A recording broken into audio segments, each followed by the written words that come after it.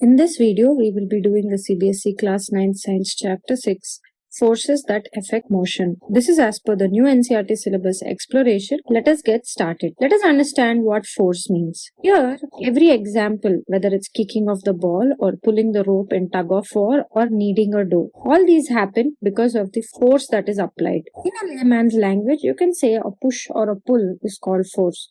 Or whenever we want to move an object from its current position, we have to apply force. Force is a physical quantity that has both magnitude and direction. The SI unit of force is given by Newton, which is represented as capital N.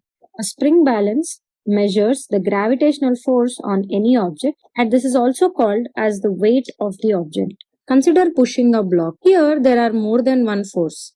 One is the applied force and the other is the force of friction. Even when a ball is floating in water, there are again multiple forces. One is the gravitational force pulling the ball down, and the other is the buoyant force of water that helps the ball float. There is always more than one force acting on any object. If not anything, gravity is definitely acting on it. So forces that are equal in magnitude and opposite in direction are called balanced forces. If one side has larger force and if forces are unequal in magnitude and opposite in direction, they are called unbalanced forces. The magnitude of this net force is given as the difference between the forces acting on the object. The direction of the net force is the direction in which the largest force is acting on the body. Let us consider a block being pushed by 4 Newton on one side and pushed by 2 Newton on the other side. Now here the net force acting on this body is 4 minus 2, which is equal to 2 Newton, and the object will move in the direction of the 4 Newton force as it is the larger side. If another person joins this on the 2 Newton side by applying another force of 5 Newton, then the net force of the object will be 4 minus 5 minus 2, which is minus 1, where minus just indicates that it is opposite to the direction that we have considered and the object moves in the other direction. This is how net force causes movement to any object. The force applied on any object should be greater than all the other forces acting on it to move the object in that direction. Let us learn what is force of friction. Well, it is often unnoticed, but force of friction always exists. It is always acting on an object which is kept on any surface. If we consider pushing this object from a slope, we will notice that the object is pushed and it slides down the slope and later comes down to rest. Well, this is nothing but the force of friction in action. For the object which is initially at rest, a force greater than friction should be applied to cause the object to move. The object comes to rest as the net force on the object becomes zero, as there is no force countering to the frictional force. And hence, a force must be applied continuously to keep the object in motion. Let us now deep dive into Newton's laws of motion, which explain this phenomenon better. Consider an object placed on a table like an apple or a book, or a car moving with a constant velocity. In both these cases, the net force is zero. And this is what is Newton's first law of motion, where an object at rest remains at rest and an object in motion continues to move with constant velocity unless a net force acts on it. So unless no one's touching the object, it stays in rest or it continues to move with the same speed. And this, in other words, as we have learned previously, is called uniform motion, or you can say the net force on the object is zero, or the forces are balanced. All these are ways to express that the object will move with constant speed or the object is continuing in rest. The Newton's second law of motion addresses what happens when the net force is not zero.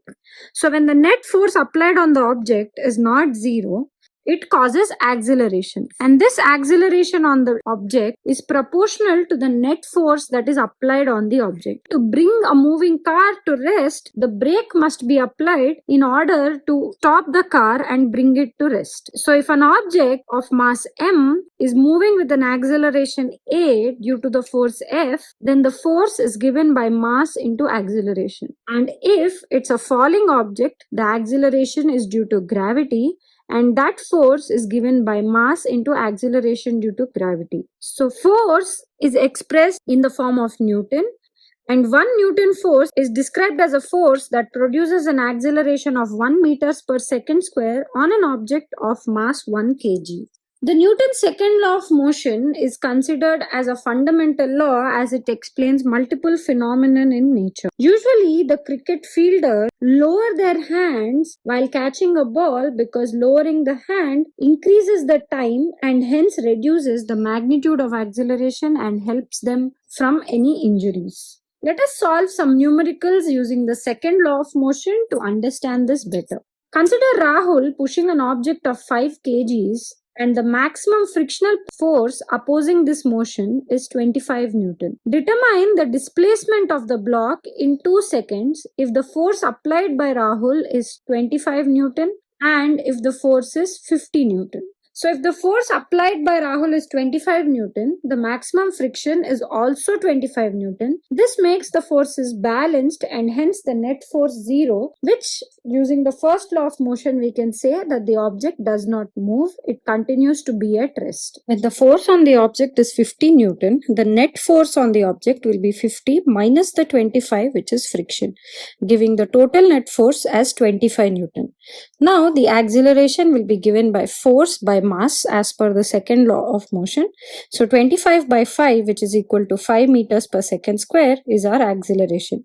To find the displacement in 2 seconds, we can use the equations of motions such as S is equal to ut plus half at square, where A will be equal to 5 meters per second square, t will be equal to 2 seconds, and u will be 0 since the block was initially at rest. So S will be equal to 0 plus half into 5 into 2 square which is 4. So total displacement will be 10 meters. Moving on to our next example. A car of mass 30 kgs is moving with a velocity of 30 meters per second. It takes 5 seconds to change its velocity to 45 meters per second. What was the force applied on the accelerator to cause this change in velocity? So here we have u is equal to 30 meters per second, t is equal to 5 seconds, and final velocity will be 45 meters per second. The mass of the car is given as 30 kgs. So now acceleration would be given by v minus u by t, which is 45 minus 30 divided by 5, which is equal to 15 by 5, which is 3 meters per second square. So now the force on the accelerator which caused this change in velocity would be mass into acceleration. Mass of the car is 30 and into 3, which is the acceleration, gives the final force as 90 Newton. Moving on to Newton's third law of motion. The third law states that whenever one object is exerting a force on the second object simultaneously exerts equal and opposite force on the first object. This one is also written as a saying where every action has equal and opposite reaction, where action and reaction here being forces. So let us take the example of a person walking. So when a person is walking, the feet are pushing the ground backwards. So because the feet is acting on the ground pushes the feet back up forward. So forces come into play only when two objects are interacting, and when they interact, they occur in pairs. So for every force exerted on one object, an equal and opposite force will be exerted by that object onto the object that the first force was exerted on. Similarly, if we consider rowing on a boat, the paddle pushes the water backwards. So the water pushes the boat forwards. This is how we use Newton's third law of motion. Solving an example on Newton's third law of motion to understand this better. So if a ball of mass 4 kgs is kicked by a foot of 2 kg, and if the force applied on the ball by the foot is 8 Newton, how much will be the acceleration of the ball and the foot after kicking? So even after kicking the ball, the leg goes up. So there is acceleration to the foot, and obviously the ball is being kicked, so it moves. So the mass of the ball is 4 kgs and the mass of the foot is 2 kgs.